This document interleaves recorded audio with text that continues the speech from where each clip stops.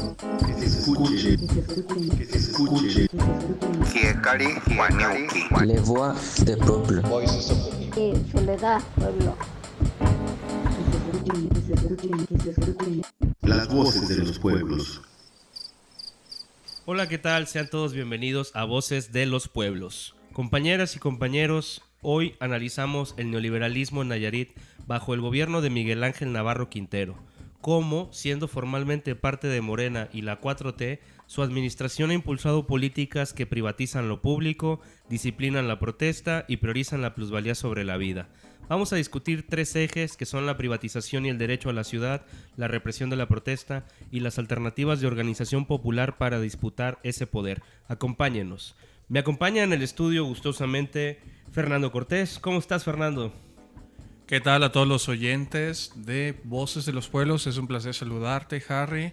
También saludando a mis camaradas Hugo y Hazel para desarrollar este tema de suma importancia, ¿no? En este contexto. Tan solo el día de hoy llegó una noticia sobre un activista quien fue encarcelado injustamente y se liberó con una condición, ¿no? Una condición jurídica, pero nos muestra, pone en evidencia precisamente la necesidad de hablar de este tema. Impostergable. Gracias, Fernando, por acompañarnos. Hazel, ¿cómo estás? Gusto en saludarte. Hola, ¿qué tal, Harry? Muchas gracias por tu presentación. Le mando un saludo a quienes nos escuchan en su podcast, Voces de los Pueblos. Fer, camarada, muchas gracias por tu introducción. Hugo, es un gusto estar aquí compartiendo espacio después de un rato que por distintas causas no habíamos podido grabar, pero siempre es un placer venir y estar aquí al pendiente para abordar los temas que sean necesarios y compartirlos en este espacio de crítica y reflexión. Gracias, Hazel, por acompañarnos. Saludamos también a Hugo Cepeda. ¿Cómo estás, Hugo? Hola, Harry, ¿qué tal? Muchas gracias por la presentación. Todo bien, aquí andamos, como dice Hazel, ya por fin, ¿no? De nuevo en las andadas después de una breve ausencia por varias cuestiones. Pero hay temas como el que menciona Fer, también aquí saludo a los compas, que son importantes. No dejan de suceder muchísimas cosas. Pareciera que todos los días despertamos con 3, 4 noticias súper que nos perturban, que nos causan de alguna manera la reflexión y también hasta la movilización en algunos casos, ¿no? Entonces es importante que las retomemos y pues hacer ahí el análisis, como tú bien dices en la introducción, de los temas que vamos a ver hoy. Gracias, Hugo. Pues gracias a todos los que nos acompañan el día de hoy y también a ti que nos estás escuchando. Bueno, para no dilatar más en esta introducción, pasemos al tema principal del día de hoy, que sería cuáles son las manifestaciones que vemos, que cada uno ve del neoliberalismo en el gobierno de Navarro. Fernando, ¿te gustaría comenzar por decirnos tú cómo ves el neoliberalismo en el gobierno de Navarro? Gracias, camarada Harry. Pues tal y como lo dijiste al comienzo de este episodio, pese a que formalmente se conoce el gobierno que opera en Nayarit como un gobierno parte de la Cuarta Transformación, la cual se fundamenta en ciertos pilares, todos con enfoque social. Pese a esto, presenta una contradicción fundamental, un discurso oficial antineoliberal y de Cuarta Transformación, pero que choca con la persistencia de prácticas y estructuras económicas heredadas del modelo neoliberal. Ahora, pese a que hubo un cambio, digamos, entre el gobierno de Echevarría al gobierno morenista de Navarro, han persistido figuras de un clientelismo económico a partir del Estado, ¿no? Que es justamente una de las características que tiene el neoliberalismo, ¿no? Que es precisamente liberalizar la economía a partir desde donde se regula la economía, ¿no? Que es el Estado. Un ejemplo de otra manifestación de la neoliberalización es el abandono sistemático de los espacios públicos y bienes públicos de la nación. Entonces, podemos poner, por ejemplo, lo que aconteció en Ciudad de las Artes, el cual es un espacio público, fue concebido como tal, y cayó en el abandono ¿no?, este proyecto que fuese inaugurado por un gobierno anterior, ¿no?, gobiernos anteriores al actual Navarro, y que fue abandonado sistemáticamente, y justamente esto proyecta la imagen de abandono, de descuido, y es precisamente una de las herramientas que usan los gobiernos neoliberales. Este abandono sistemático después da lugar a una opinión pública que sea adversarial a la existencia de ese espacio público y justifica de cierta forma la necesidad de la inversión de un capital privado. Pero lo que se ignora aquí es que una vez que ingresa el capital privado en estos espacios, dejan de ser públicos, dejan de ser bienes públicos, dejan de ser bienes los cuales pueden disfrutar, los cuales pueden ser encaminados para las necesidades de la sociedad, tales como áreas verdes de suma importancia hoy en día en la frontera del cambio climático. Y esto pasa a manos privadas, donde ahora la gestión se llevará a cabo, y cabe mencionarlo, este proyecto que se plantea costó decenas de millones de pesos, dinero que fue desembolsado del erario público y ahora tendrá un fin privado. Y como enseñanza está el Estadio del Coloso del Pacífico, el cual fue una inversión sumamente millonaria, hablamos de cientos de millones de pesos que fueron destinados a esta obra. Y finalmente, ¿qué ocurrió con esta obra? Pues déjenme decirles que una vez pasado un año, tan solo un año, pese a la inversión millonaria del erario público, fue pasada mediante un contrato de comodato a una institución privada para sacar ganancias de ello, privando así a la población en general de lo que es el disfrute de ese bien público. Pero Nayarit es un caso excepcional. Nayarit tiene una costa, tiene diversos destinos turísticos, hay un botín inmobiliario que los gobiernos han disputado históricamente en esta parte del país. Por lo tanto, me parece inconcuso decir que el gobierno de Navarro, pese a estar abanderado bajo la guinda de Morena, persiste en las prácticas neoliberales. Y no solo eso, sino que, como lo dijiste antes, camarada Harry, ha hecho un disciplinamiento.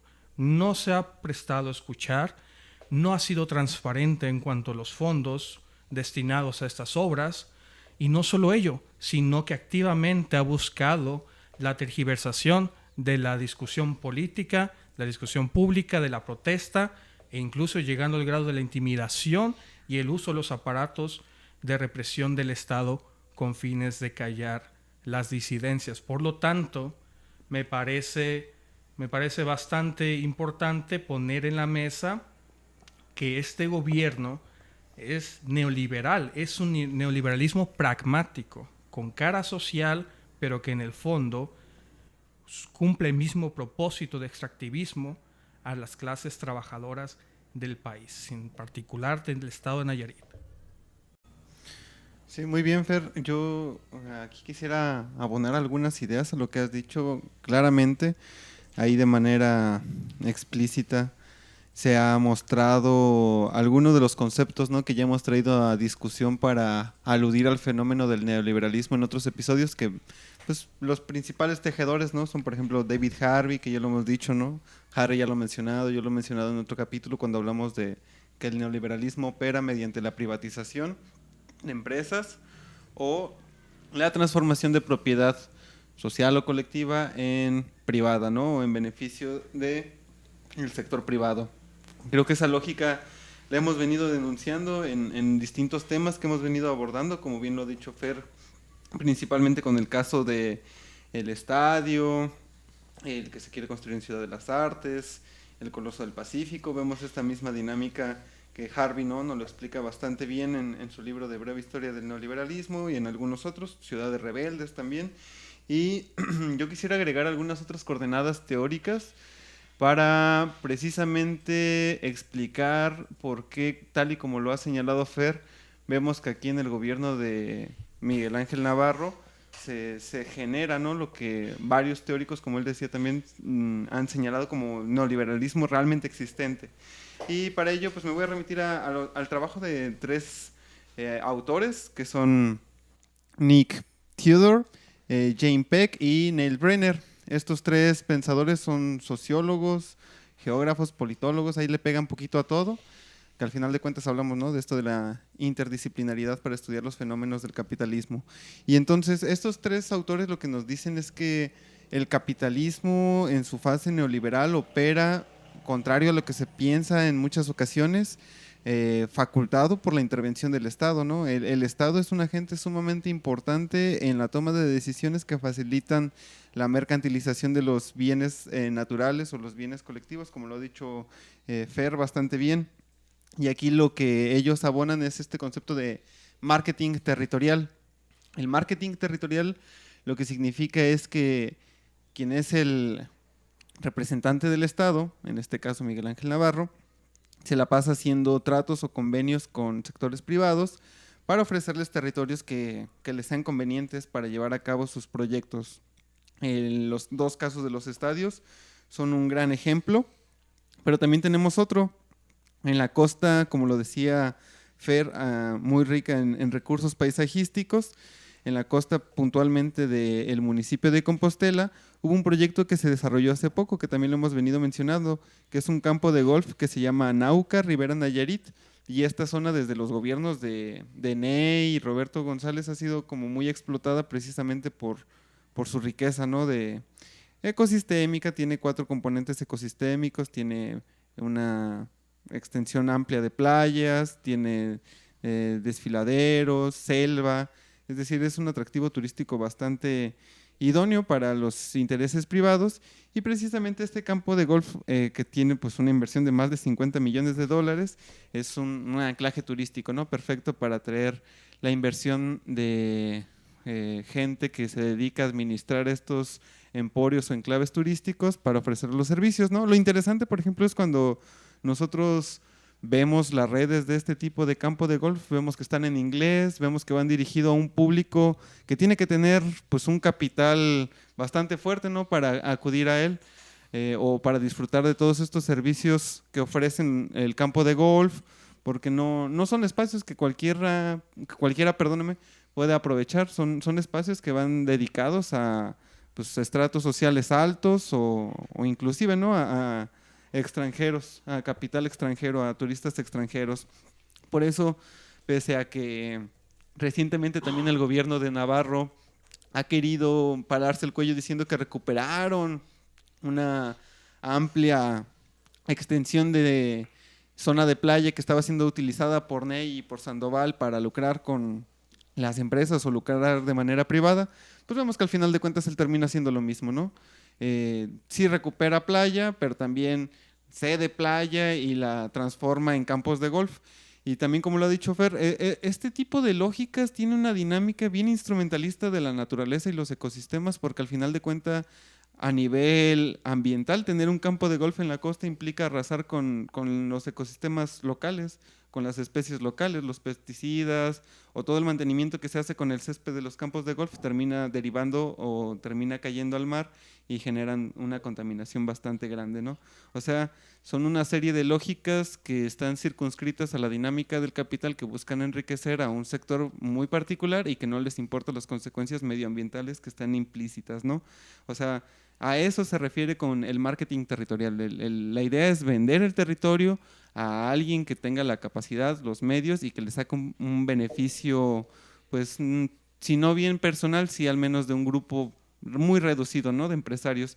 Y eso lo vemos también en otro proyecto que ya podríamos considerar como esta continuidad de los proyectos extractivistas o de los megaproyectos. Hablo particularmente del caso de la presa hidroeléctrica de Las Cruces, que se quiere realizar en el río San Pedro, ¿no? Esta presa ya tiene un precedente que, ¿adivinen con quién fue? Pues sí, ¿Con quién? Ajá, fue con Ney, Roberto y Peña Nieto. Roberto y Peña Nieto, gracias, los dos priistas. O sea, vemos una continuidad de proyectos que ya son viejos, que han sido impulsados por el PRI y que Morena los retoma, ¿no? Cosa similar cuando vemos la política nacional con Claudia Sheinbaum y por ahí el Tren Maya, ¿no? Sí. Que ya tiene pues historial viejo también de, inclusive el transísmico, por ahí creo que hay un proyecto desde Porfirio Díaz, ¿no? O sea, hay a lo que se dice también en algunos estudiosos, que Morena vino a cumplir los proyectos que cualquier priista de la vieja guardia hubiera querido, ¿no? Y ellos lo aplicaron con un respaldo social, que es la gran diferencia que vemos ahorita, pero al final de cuentas la política está orientada a lo mismo, en beneficio de los grandes empresarios y en detrimento de, en este caso con la presa de Las Cruces, en oposición a las consideraciones de los pueblos originarios que están presentes o se van a ver afectados, ¿no? Varias ocasiones han salido a las calles y han empezado nuevamente esta lucha en contra de este proyecto, los pueblos wixárikas, náyeris, mexicas y odam, manifestando que pues la construcción de esa presa implica la muerte, ¿no?, de sus prácticas culturales, la destrucción de sus sitios religiosos, sus sitios espirituales. Y entonces nuevamente esta visión de progreso, esta visión de proyectos que buscan llevar a cabo el desarrollo del Estado, son en oposición a la naturaleza, son en oposición a los pueblos indígenas o los pueblos originarios y en oposición a todo aquello como que no parezca tener un signo de moneda, ¿no?, un signo de capital o un signo de acumulación para el sector privado en contubernio con el Estado. Así que al menos en esos ámbitos podemos ver que esta categoría de marketing territorial sigue operando, sigue bastante presente y eso nos habla de este neoliberalismo existente que nosotros podemos ver. Y por si eso no fuera poco, siguiendo lo de Harvey, pues los servicios, ¿no?, el servicio de salud, el servicio de movilidad aquí en el estado, en la capital, son servicios sumamente deplorables. Yo tuve un familiar hospitalizado en la clínica del 1 y pues se la aventó 7 días ahí, los 7 días en pasillo, ¿no? Nunca lo pasaron a piso y en esa misma calidad había muchas otras personas sentadas en sillas, ni siquiera tenían camillas, conectados al suero, o sea, sí, una situación precaria y ni hablar, ¿no?, del abastecimiento de medicamentos. Y pues las cuestiones relacionadas con la movilidad, todos los que no tenemos transporte propio o privado, que usamos transporte público, nos damos cuenta, ¿no?, la deficiencia de las combis, de los camiones que van rápido, que no tienen precaución con las personas mayores de edad, que, o sea, una serie inagotable, ¿no?, de críticas y de abandono que precisamente se hace muy plausible en las personas que constantemente nos estamos moviendo día a día en la ciudad o a otras zonas, ¿no? Pero ni hablar tampoco del tema de seguridad.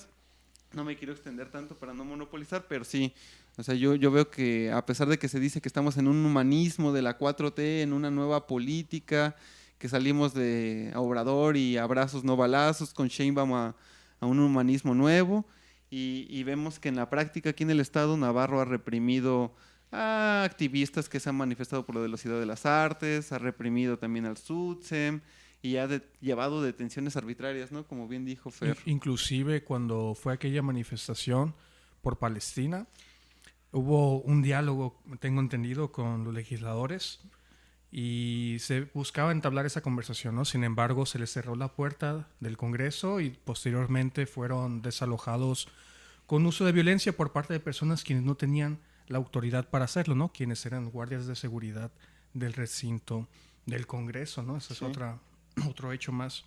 Sí, justo, Fer, gracias por retomar ese ejemplo. Sí, o sea, vemos que ha sido pues lo que se podría decir como en términos muy coloquiales, ¿no?, un autoritarismo, una política de golpeteo, pues de la vieja usanza del PRI también, de si no estás de acuerdo, pues ahí te va, te mando a mis granaderos, te mando a mi fuerza, digamos, en las policías o intimidaciones y ahí se acaba, ¿no?, la amenaza. Así que es mucho de lo viejo, pero revestido ahora en la 4T y con la figura de Navarro, ¿no?, que también si lo vemos, pues es un priista de cepa. No cambia, se pone guayabera, pero sigue siendo priista al final de cuentas. Sí, totalmente. Abraza el estilo de López Obrador en la vestimenta, pero sigue siendo lo de antes, ¿no? Bueno, en mi caso, gracias por tus aportes, Hazel y Fer también. Eso, en mi caso, lo que puedo ver es en la ciudadanía, o al menos en la reconfiguración del ejercicio de los ciudadanos, ¿no? Que justamente el Estado y lo anclo a estas manifestaciones, en específico lo de Ciudad de las Artes. El Estado dejó de hacer lo que le compete y entonces dejó en abandono un espacio público, ¿no? Para buscar, obviamente con dinero del erario, entregárselo en las manos a la inversión privada, ¿no? Y que bueno, la inversión privada más bien, ellos no han invertido nada, le van a invertir si acaso para sacarle provecho a ellos. No, y cabe mencionar además, Hugo, que no es cualquier sector privado, ¿no? Porque uno supondría que se somete a concurso. Sin embargo, justamente vemos precisamente otro de los elementos que caracterizan el neoliberalismo, que es inyección de dinero por un privado en particular, con el fin de obtener un beneficio una vez que esté su gallo en el poder, ¿no? Sí, totalmente. Es una inversión en los políticos para sacar ahí sus beneficios, ¿no? Y bueno, a lo que voy en la reconfiguración de la ciudadanía, el Estado, pues al abandonar sus obligaciones, deja en las manos de los ciudadanos que ellos atiendan los asuntos propios del Estado, ¿no? Me voy a poner un ejemplo que sucede mucho, es la limpieza, la reestructuración de espacios públicos, limpieza de jardines, mantenimiento de estos, que le compete al Estado y lo termina haciendo el ciudadano. Digo que por cuestiones morales, si quieres tú, las y los ciudadanos dicen, bueno, pues yo lo puedo hacer, ¿no? Yo lo hago. Si aquí yo traje a mis niños y a jugar y ensuciamos, yo limpio. Sí, pero a final de cuentas las responsabilidades del Estado, y eso también es un síntoma del neoliberalismo, porque a final de cuentas le deja su papel del Estado al ciudadano, y luego eso también se manifiesta ese fenómeno en cada 6 años, porque ese es el primer punto por el que pasa quien quiere llegar a un cargo de elección popular.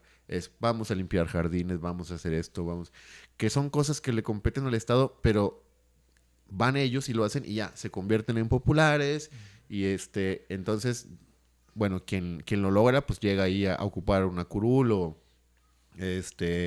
un cargo en el ayuntamiento, ¿no? Pero a final de cuentas, todo eso sigue siendo un síntoma de abandono y al punto que tú mencionas, Fer, también esas personas son patrocinadas por empresarios. Y es un círculo, se convierte en un círculo vicioso a final de cuentas. Y entonces la participación, o más bien el concepto de ciudadanía, pues está reconfigurado o está llevado hacia otro polo, ¿no? Donde a final de cuentas, también, si el ciudadano se organiza para, digamos, salirle al paso a lo que los estados dejan de hacer o los gobiernos, pues pasa lo que también mencionan ustedes y han mencionado, terminan siendo reprimidos por meterse en asuntos que no les competen, ¿no? Entre comillas. O sea, es como si fuera a propósito de voy a dejar de hacer cosas para que las hagas tú, pero después te voy a castigar porque las haces tú, porque tú no tienes por qué meterte en esos asuntos que son míos, pero que yo mismo no voy a resolver. Esa sería como la idea, ¿sabes? Y la lógica en la que se está manejando, a final de cuentas, los gobiernos neoliberales, y en el caso de Navarro. Quiero dejar claro que esto se ha venido dando en Nayarit no exclusivamente con Navarro, ya es algo que viene desde Antonio Echevarría, desde Roberto Sandoval, de Ney, y eso se ve justamente en los barrios, en las colonias, con los comités de acción ciudadana, que se les dejan esas responsabilidades, o se entiende que ellos tienen las responsabilidades cuando no, es un órgano únicamente auxiliar de los gobiernos municipales, únicamente para ayudar a la gestión, no para encargarse de todas esas problemáticas, ¿no? Entonces, eso, ahora con Navarro es todavía más claro, ¿no? Que es un ejemplo de que se ha recrudecido esta forma o esta práctica de ejercer la ciudadanía, donde a final de cuentas nos dejan la responsabilidad, pero si lo hacemos, podemos sufrir consecuencias legales, ¿no? Y de eso hay muchos ejemplos, justamente lo que tú mencionas, ¿no? Del activista Chaquín, que fue que fue preso, que digo, en este momento no es el caso, pero él ha sido partícipe de muchas actividades donde el Estado ha dejado de hacer cosas y las ha tenido que hacer la ciudadanía, ¿no? Y curiosamente pasa esto y pues digo, sin temor a equivocarme, es posible que le quieran cobrar la factura de tantas y tantas acciones para buscar, digamos, disminuir el daño que el mismo Estado ha generado. Hugo, a mí esa analogía que estás realizando se me hace como una especie de figura paterna, ¿no? De tutelaje ausente, pero violento, porque no estoy, pero cuando estoy te regaño, ¿no? Algo así más o menos. Sí, o sea, a ver, tú te vas a hacer cargo de la casa, pero pero te regaño por cómo lo haces, ¿no? Es como de, no lo hagas como, más bien hazlo como yo quiero, si no, no lo hagas, ¿no? Sería también más o menos como yo más o menos lo entiendo. Sí, y aunado a lo que dices, por ejemplo, o sea, este gobierno ha implementado, mantenido lo que son apoyos. Es por eso que me refiero como este neoliberalismo pragmático o social, porque ha mantenido apoyos, ¿no? Que son para sectores vulnerables, tal como se alinea los gobiernos de Morena. Sin embargo, en lo que es la gran lucha de los pueblos del mundo en la actualidad, que es una distribución más equitativa de la riqueza, tanta riqueza producida por las manos obreras, que al final termina para unos cuantos. Precisamente la contradicción fundamental es que no ataca las causas estructurales de la desigualdad, como lo es el modelo de concesiones o extractivismo. Por ejemplo, sentar las bases para una sociedad más saludable, más informada, más educada, que elija su destino, sino que compensa sus efectos. Los efectos que tiene este mismo abandono neoliberal los busca compensar sin acudir a las causas inmediatas. Por el contrario, lo que hace este gobierno, como lo dijo Hugo, es continuar con el mismo dinamismo que tenían los gobiernos anteriores, pero esta vez haciéndolo bajo un margen ideológico que es aquel del partido dominante en el país, Morena. Bien, bueno, creo que ya han comentado varios aspectos del neoliberalismo del gobierno de Navarro, de lo contradictorio que es que representando un partido que dice ser romper con el neoliberalismo, pues tiene varios aspectos que de hecho lo reproducen. Y bueno, habrá que seguir comentando estos detalles. Yo quisiera rescatar que hace unas semanas el gobernador Navarro dio una entrevista y en esa entrevista hablaba justamente o dejaba ver muy claramente su ideología o su línea política, ¿no? Y realmente no tenía nada que ver con el humanismo ni con la Cuarta Transformación, porque directamente lo que asumía era un discurso completamente neoliberal. O sea, abiertamente él se asume como el responsable del crecimiento económico en Nayarit. Entonces, para él, el tema central es que haya más inversión, que haya más dinero. Y claro, todos entendemos lo importante que es que haya empleos, que la economía mejore, que vivimos una situación de precariedad, pero efectivamente también sabemos que de poco sirve realmente generar esas inversiones y, por ejemplo, repartir los terrenos que son públicos para empresarios privados. De poco sirve venderle la playa a empresarios también millonarios extranjeros, porque realmente ese progreso no trae el beneficio que debería ser para la mayoría de los trabajadores, porque al final del día es el discurso capitalista de siempre, ¿sí? De priorizar el crecimiento económico, pero eso solo ha generado más desigualdad y más pobreza. Entonces ahí se deja ver completamente, pues no sé si es una falta de conocimiento del señor, pero yo creo que más bien es una ideología, ¿no? Una forma de pensar en la cual ya está él arraigado, asentado, y eso es lo que ha estado haciendo, es lo que ha estado haciendo en sus políticas, y eso deja ver muy bien su neoliberalismo. Ahora, ahorita ya avanzamos algunas cuestiones que tenían que ver con la segunda pregunta que quería hacer el día de hoy. Ya estuvieron mencionando cómo precisamente en este gobierno se han dado algunos actos, pues que tristemente son de represión, de violencia, de autoritarismo. Y sabemos que, bueno, históricamente los procesos de neoliberalismo siempre han venido acompañados de procesos de represión y de violencia. Esa es la historia de los que quieren imponer el crecimiento económico, justamente. Entonces, ahorita daban algunos ejemplos de cómo se ha manifestado esto aquí, pero me gustaría igual preguntarles, hablando de represión como un mecanismo que suele acompañar estos procesos neoliberales, ¿qué tipos de represión se han visto en este gobierno? Fernando, ¿te gustaría retomar esta pregunta? Sí, en ese sentido, es claro que los mecanismos de represión y control y mecanismos disciplinarios del Estado han sido modificados. Hoy en día, ya no es como en el siglo XX, cuando la violencia podía ejercerse discrecionalmente, sin mucho temor, ¿no? Porque en aquel entonces no había algo tan sencillo como los móviles y por lo tanto podían salirse con la suya los estados, ¿no? Podían ejercer la violencia de manera explícita. Pero hoy los mecanismos han cambiado, ¿no? Se han vuelto más sutiles y la forma en la que influyen en las personas puede verse, por ejemplo, en lo que es el aparato mediático, ¿no? Cómo ejercitas una acción contra tu población o en detrimento de los intereses de un sector amplio de la población y cómo amortiguas este malestar a través de un aparato mediático, cómo arremolinas estos afectos de la población de tal manera que finalmente la acción que cometiste en detrimento de ellos pasa a segundo plano en la discusión pública.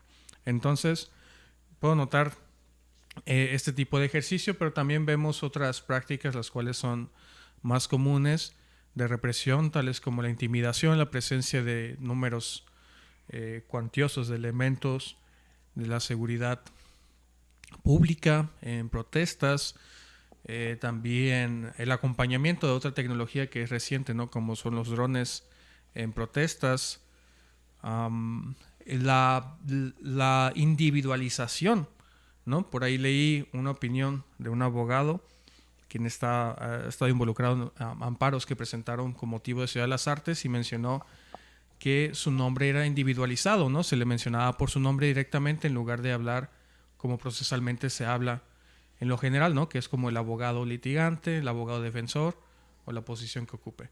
Entonces, vemos que en este aspecto de la represión vemos prácticas viejas, pero también vemos una adaptación a lo que es la manera en la que la opinión pública se gesta hoy en día a través de los medios electrónicos de los cuales dispone la gente. Entonces, es esta la manera en la que opera y este saber se está generando. Se está generando el momento mismo en que interactúan con estas redes mediáticas, el momento mismo en que ejercitan una acción contra la población. Ahí pueden generar este saber de cómo diríamos popularmente aquí, ¿no? Medirle el agua a los tamales. Ahora sí que es lo que se hace a través de este aparato, ¿no? Precisamente para evitar cualquier afectación, cualquier daño que pueda poner en jaque la imagen de lo que es un poder instaurado como es Morena, ¿no? Que es casi la equivalencia a poder, ¿no? En el país por el gran respaldo y legitimación que tiene la población. Entonces no pueden simplemente reprimir de manera activa, tienen que de alguna manera hacerlo con mecanismos más suaves. Sí, aunque complementando lo que mencionabas, creo que también es cierto, ¿no? Las condiciones que tú mencionas ya no son las mismas del siglo pasado, deben ser más sutiles, pero al menos aquí en el caso local como que los años de Navarro le hacen perder la frescura de esas tácticas, Fer. Y no es que las ignore, ¿no? Porque vemos, como claramente lo dijiste, un aparato mediático, medios de comunicación comprados que no dicen, ¿no? La verdad de lo que está ocurriendo. Eso es cierto, eso también es parte de los mecanismos para enturbecer la realidad y generar adeptos, ¿no? Generar una opinión, un consenso dentro de las personas, la población nayarita. Pero también hay que decirlo, ¿no? Creo que aquí en Nayarit la respuesta o la reacción social contra las propuestas políticas del poder del Estado no es muy activa, y creo que cuando la hay como que les da miedo o son inexpertos o quieren reaccionar de manera rápida y mandan, ¿no?, estos golpeteos. Por ejemplo, en Ciudad de las Artes, el hecho de que se hayan desplazado alrededor de 50 unidades habla de cómo le vas a mandar 50 patrullas con drones a un grupo de estudiantes, un grupo de jóvenes, Vecinos. o sea, es una forma bastante abrupta, Desproporcionada. de interrumpir esas actividades que tienen un cariz claramente pacífico. Y también, como tú lo dijiste, ¿no?, lo que pasó en el Congreso era una marcha porque una connacional nayarita estaba dentro de la tripulación que fue secuestrada por las fuerzas sionistas del ejército de Israel en la Global Sumut Flotilla, y también, ¿no?, reaccionan de una forma iracunda al no cumplir con sus indicaciones y golpetean, les avientan la camioneta y empujones, aventones, o sea, un intercambio de fuerza innecesario completamente. Y lo mismo que estamos viendo en otro tipo de manifestaciones, ¿no?, como lo es en el Sutsem, que creo que fue el más violento visualmente hablando, porque llegaron los elementos de la policía, más de 100 elementos armados con armas largas, enmascarados para quitar a quienes, a gente de entre 40 y 50 años, desarmados Y con miedo. en la madrugada, todos modorros, o sea, ¿Qué necesidad, diríamos, no? claro, o sea, y por eso los memes, ¿no?, de que lo comparan con un Díaz Ordaz, de que usa la fuerza bruta, ¿no?, con tal de quitar a este sector que le está haciendo ruido, ¿no? Y que, hay que decirlo, también coincide con la visita del empresario Carlos Slim, que vino al partido inaugural de los Jaguares, ¿no?, este equipo al que fue concesionado el Coloso del Pacífico. Y otra vez, ¿no?, tenemos unos juegos importantes, un evento deportivo importante, quitamos a inconformes. Esto huele como el 68, ¿no?, con Díaz Ordaz, y por eso también muchos decimos huele como a aires medio fascistoides, autoritarios. O sea, el señor está viejo y sus métodos de represión son viejos, a pesar de que tenga, digamos, ahora, ¿no?, que renovar o como Fer lo dice, tener una mayor sutileza, como que al señor se le olvide, y dentro de su prepotencia o dentro de su forma al vapor de reaccionar comete este tipo de, pues, acciones, ¿no?, que podríamos considerar como errores. Y también, o sea, hay que decirlo de paso, creo que el aparato de la fuerza policial está actuando de una forma bastante irregular, porque con el caso de Chaquín vemos que es una detención arbitraria, sin una orden, y no es el único caso. O sea, lo mencionaba, hay un rapero de Bahía de Banderas que es el H. Torres, y que por ser un joven moreno, delgado, tatuado, pues ya... Todos los rasgos de mi gente. el más criminalizable, ¿no? Exactamente. Este fue, ha de haber sido... ¿Qué hizo? No sé, pero este fue. Es un hombre cualquiera en el barrio. La estereotipización de las clases, digamos, subalternas, la Sí. estereotipización de lo popular. Sí.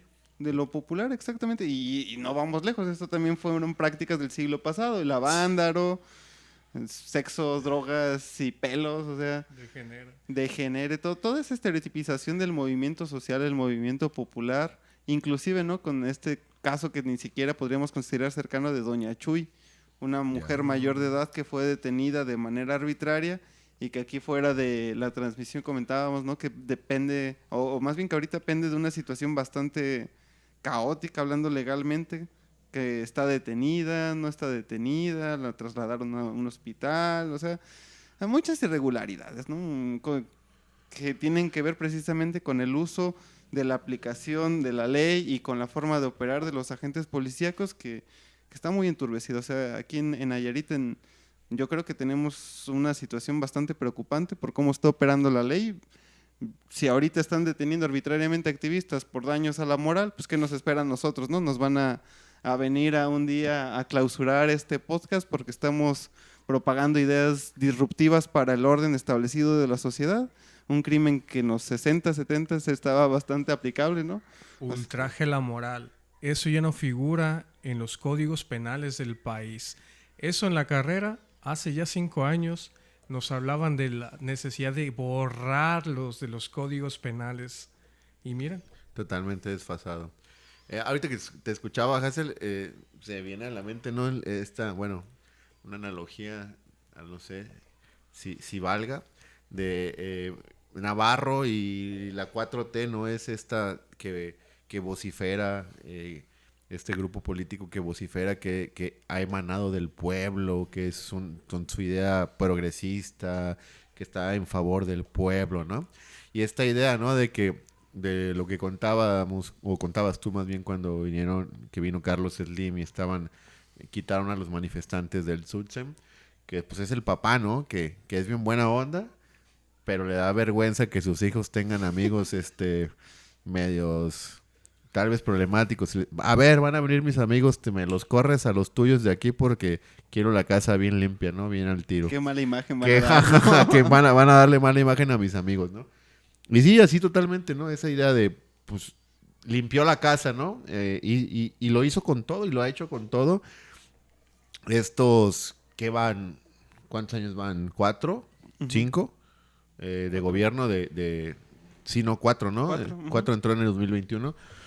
Y lo ha hecho desde un principio, ¿no? Y ha sido, digamos, desvergonzado en muchos sentidos, porque para él eso es la forma de ejercer la política, ¿no? Y como lo hemos platicado también fuera de los micros, esa es la forma bien aprendida del PRI y no se la va a quitar de encima, ¿no? Porque él así piensa que se ejerce la política, es vengativo, y pues me queda claro que muy autoritario, ¿no? Porque si no se hace lo que él dice, no se hace nada, ¿no? Y pues ahora sí que yo no sé si no sea inteligencia política o no sé qué, pero ha abierto muchos frentes con los que se ha, grupos con los que se ha confrontado directamente, a los que ha amedrentado, a algunos ha llegado a violentar sin necesidad. O sea, es como que yo lo veo, lo percibo como una necesidad de revancha de no sé qué. Siento que no se ha quitado el estigma de político priista, ¿no? Y yo creo que ni se lo va a quitar. Entonces, yo sí, para responder la pregunta que hace Harry, pues, digamos, eso se ha visto en el gobierno de Navarro, y pues un signo más del neoliberalismo, digamos, de repetir patrones que parecíamos íbamos en el proceso de dejar de lado, pero no, al contrario. Volvimos a las políticas del siglo pasado. Hoy vi justamente, y voy a ser rápido en esto para dejar la palabra a Harry. Hoy vi que publicaban gente que se decía izquierda y que ahora dice que no es ni de izquierda ni de derecha, que son mexicanos nada más. Sabrán a qué me refiero, ¿no? Que tienden a ser más de derecha. Sí, no, esa ambigüedad con la que ha jugado la derecha, ¿no? Precisamente Sí. con el malestar popular. Sí, totalmente. Y ellos dicen, no, pues que se recuerdan, ¿no? De los procesos vividos, al menos aquí en Nayarit. O sea, sí les doy la razón, pero pues también hay que tener mucho cuidado con eso, porque pues pueden ser herramientas para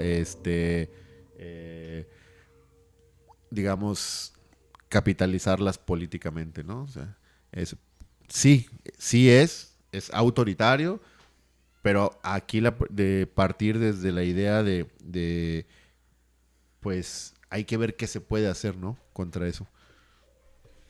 Gracias por responder a esta cuestión de los ejemplos de represión que ha habido últimamente. Creo que es algo que vale la pena estar denunciando y estar pendientes de ello.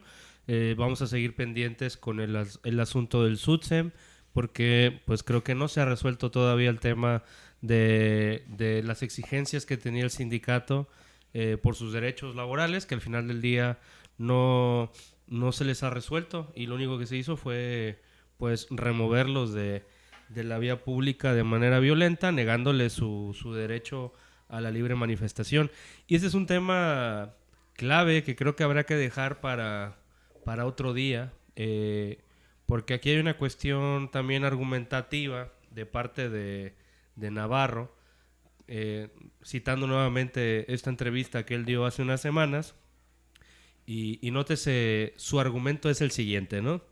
Él se siente con toda la autoridad y todo el derecho de usar todos los medios, y todos los medios es el uso de la fuerza pública, para asegurarse de que nadie, ningún nayarita sobre ningún otro, obstaculice la vía pública, porque eso sería atentar contra el sagrado derecho de libre tránsito.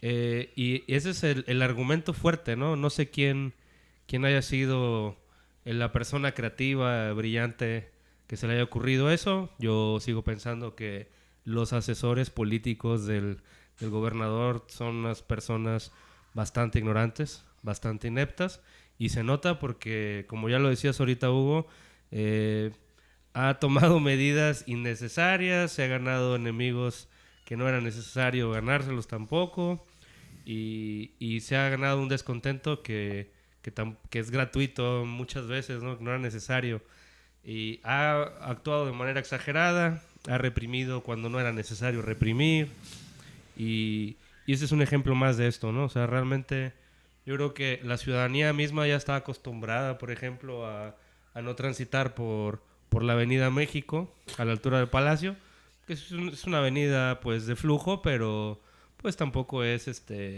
la gran central, arteria. ¿no? No pasa nada, ¿no? La gente se acostumbra a ir por otras calles. Pero al final del día la lección es esa, ¿no? Va a venir mi compadre Pedro Aces, va a venir la familia Alejo Peralta y va a venir tu patrón Carlos Slim. Entonces, aquí se ve claramente que hay ciudadanos de categorías para el gobierno, ¿no? Los nayaritas trabajadores, los manifestantes, los críticos, para él no cuentan como ciudadanos, ¿no? No son ciudadanos de primera. No merecemos consideración de parte del gobernador. No, hay que tener mucho dinero para ser considerados, ¿no? Dignos ciudadanos de calidad, a los cuales sí nos puede asegurar nuestros derechos, porque claramente si tú estás exigiendo tu derecho a la libre expresión, tu derecho a la manifestación, ese derecho no es importante para Navarro, ¿eh? Aquí lo importante es que todos tengan derecho al libre tránsito. A ver si ese mismo argumento lo pudiéramos usar luego, por ejemplo, para hablar de los retenes que hace la misma policía, ¿sí? Porque es el mismo derecho al final del día, ¿no? Y es con el mismo argumento. Ellos dicen que no se debe obstaculizar la calle por ninguna manifestación, pues por lo mismo, bajo la misma lógica, tampoco debería obstaculizarla ningún tránsito para pararte por nada, por ningún motivo. Están cayendo en la misma incongruencia, pero bueno. Para ir cerrando, amigos, hay una última pregunta que me gustaría... No es una pregunta difícil, pero creo que es importante que la retomemos aquí. Estamos en una etapa política muy crítica, muy sensible en México. Acaba de ocurrir lo de Carlos Manzo en Michoacán hace unas semanas. Hoy mismo es la marcha del 15N a nivel nacional, convocada precisamente para protestar por lo del asesinato de Manzo en Uruapan, por criticar obviamente el narcoestado, la violencia en el país, y esto se ha instrumentalizado mucho por ciertos sectores que dicen ser oposición al gobierno de Morena a nivel federal, y la marcha pues en gran parte ha sido una marcha contra Morena, contra el gobierno de Claudia Sheinbaum, y es una marcha pues que tiene una gran composición de sectores conservadores del país, panistas, priistas, gente de otros partidos, pero que dicen ser críticos del gobierno, pero su crítica al gobierno, vemos, lo único que ha hecho es alimentar una postura ultraconservadora.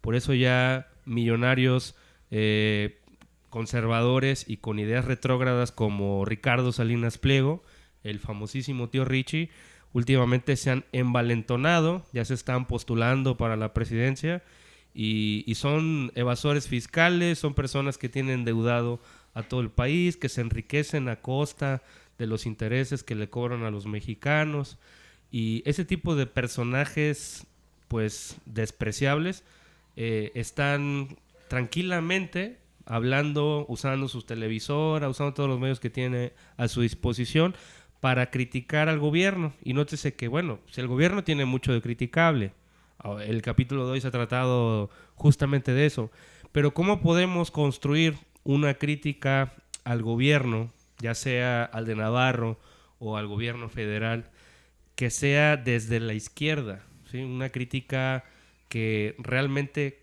sirva para construir una organización que empuje hacia donde queremos nosotros, ¿no? Que es hacia una mejoría de la calidad de vida de los trabajadores, y que no sirva, por el contrario, como ha venido siendo últimamente, para abonar a las ideas o a la agenda política de la ultraderecha, porque últimamente las críticas a Morena y al gobierno son capitalizadas por otros partidos, ¿no? Sirve para alimentar una agenda ultraconservadora. Entonces, hoy en día la situación, por poner un ejemplo, está así, ¿no? Si tú estás en contra del gobierno de Sheinbaum y de Morena, por lo tanto, estás en contra de la jornada de 40 horas. Así lo venden como un paquete completo, ¿no? Y nótese la incongruencia. O sea, te van a hacer que votes por el PAN o por el tío Richie, y ahí te están metiendo una agenda en contra de los derechos de la comunidad LGBT, en contra del aborto, en contra de los derechos de los trabajadores. Vaya, las pocas cosas buenas o decentes que se habían conseguido en estos últimos gobiernos, las van a echar para atrás. Las van a echar para atrás porque están muy inconformes, están muy molestos con el gobierno actual. Entonces lo que quieren es usar todo el descontento que hay contra el gobierno, pero para quitarnos más derechos, para enriquecer a los millonarios más. Para eso, un ejemplo muy claro de esto es Argentina, ¿no? Ahorita nos están dando todo el ejemplo de cómo un gobierno de ultraderecha usa el gobierno para endeudar más al país y no realmente para mejorar las condiciones de la clase trabajadora. Argentina está en uno de sus peores momentos, ¿sí?, en la historia, yo creo. Una devaluación, inflación terrible, desempleo al por mayor. Y lo único que hicieron fue endeudarse con Estados Unidos, y esa deuda no la va a pagar el gobierno, la van a pagar los trabajadores a costa de sus impuestos. Pero bueno, entonces, ¿qué podemos hacer para criticar al gobierno desde la izquierda? Sé que es una pregunta compleja. Igual yo creo que nada más podemos dejarlo como que en algunas notas para ir cerrando. Fernando. Pues en primer lugar, lo más importante es de dónde partes, ¿no? Con qué herramientas partes. Entonces, yo en ese sentido añadiría que es fundamental la conciencia de clase para reconocer las vías de acción dentro del paradigma en el que estás circunscrito. También considero que es importante el señalar las incongruencias. Precisamente esas incongruencias nacen a partir de una conciencia de clase y una memoria histórica. La memoria histórica te da un panorama más amplio para emitir un juicio, para tener una visión más clara de lo que es las circunstancias en las que estás viviendo, y a partir de ello simplemente promover el pensamiento crítico, y cualquier incongruencia que sea evidente ante los ojos de una mente instruida bajo la conciencia de clase y además instruida en una memoria histórica que le permita ver esas falencias en las que se sustenta un poder, yo creo que a partir de ahí es más fácil señalar las incongruencias, ¿no? Lo siguiente es el aspecto organizacional. Yo pienso que ahí es la clave, cómo gestionar todo este malestar de una manera tal que construya algo, porque las emociones cumplen un rol en el ser humano y uno tiene que gestionarlas para ver la función que cumplen. Y muchas veces, precisamente la derecha reaccionaria de lo que se sustenta y alimenta es de emociones las cuales no construyen, ¿no? Sino que son más tendientes a destruir, ¿no? Como son la ira, ¿no? El miedo. Entonces, yo creo que esta parte, este aspecto que es la organización y hacerlo partir de algo más allá del aspecto de las emociones, sino edificar a partir de esta experiencia emocional un consenso con las herramientas que mencioné anteriormente. Yo creo que esa es la clave para hacer frente a las embestidas que acometen estas fuerzas imperiales, no solamente aquí a nivel local, sino en el mundo.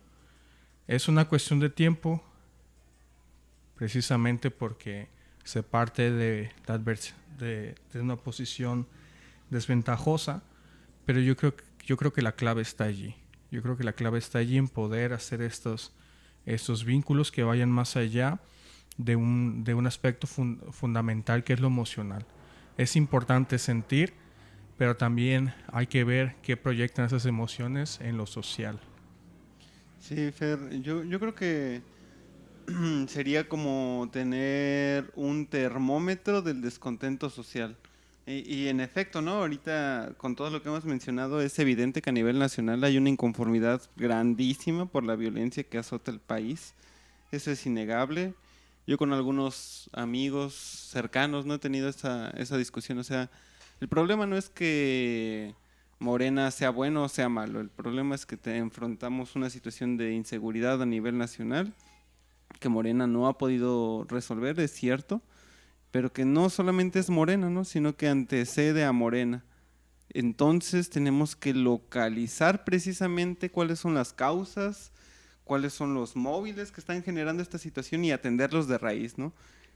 Y creo que en ese sentido la propuesta es esa.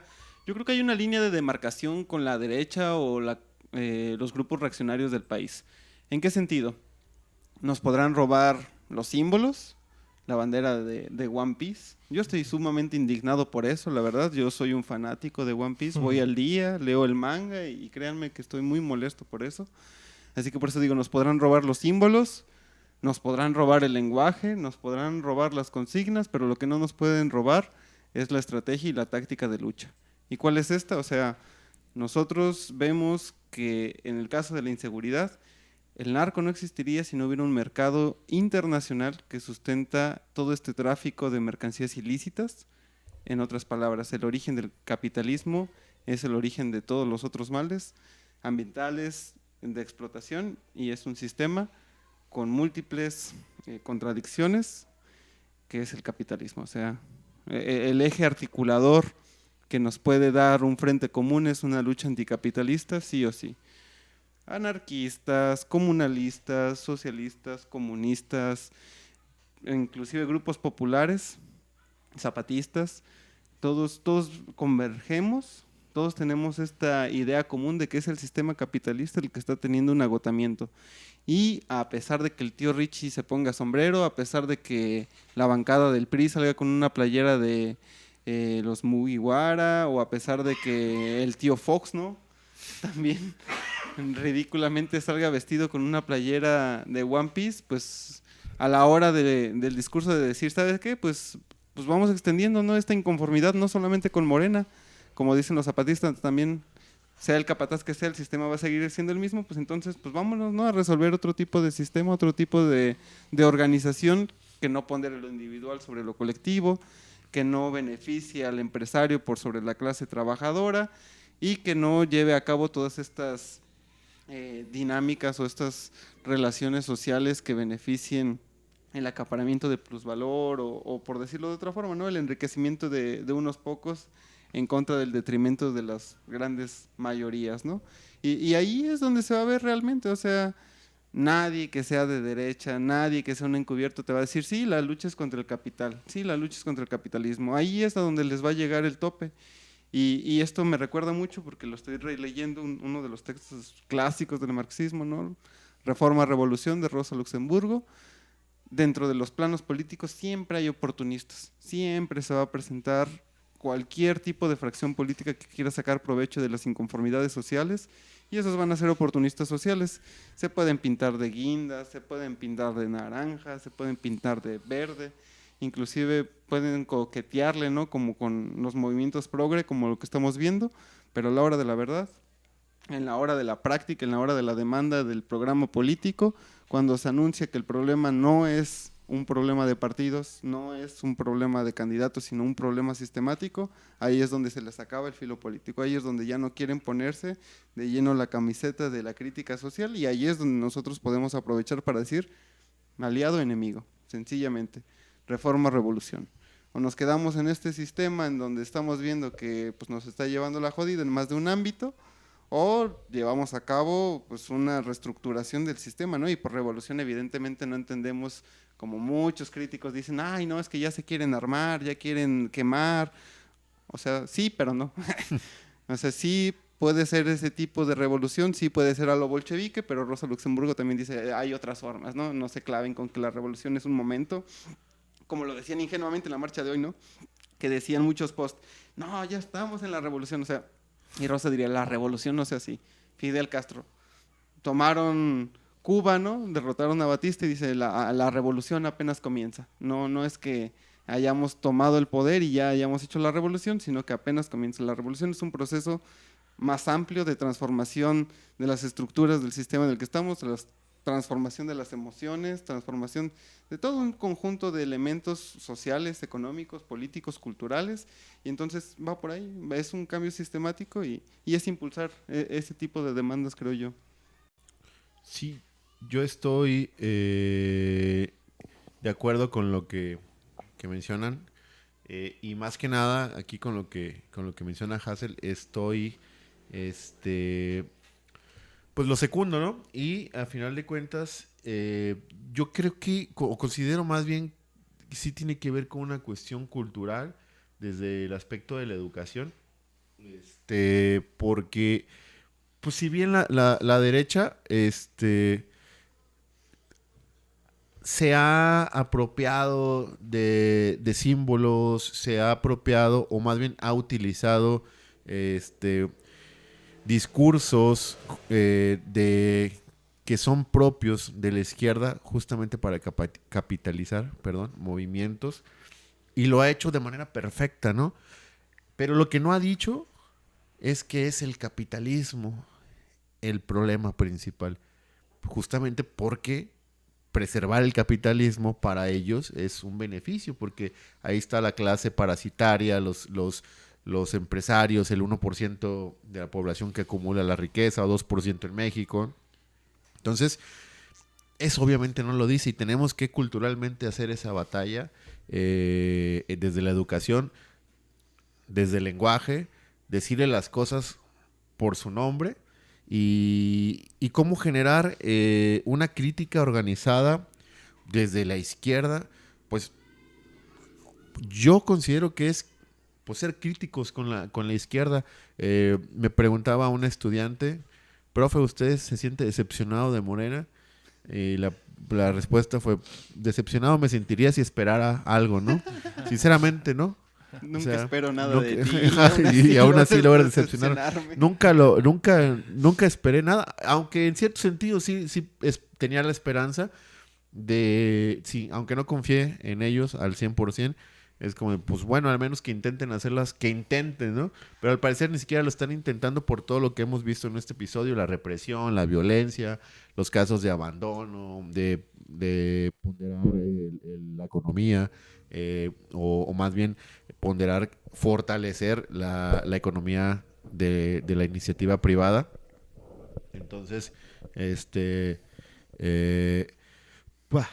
pues, digamos, sí, claro. se están dando un balazo en el pie solos, ¿no? Entonces, pues, esperaba eso.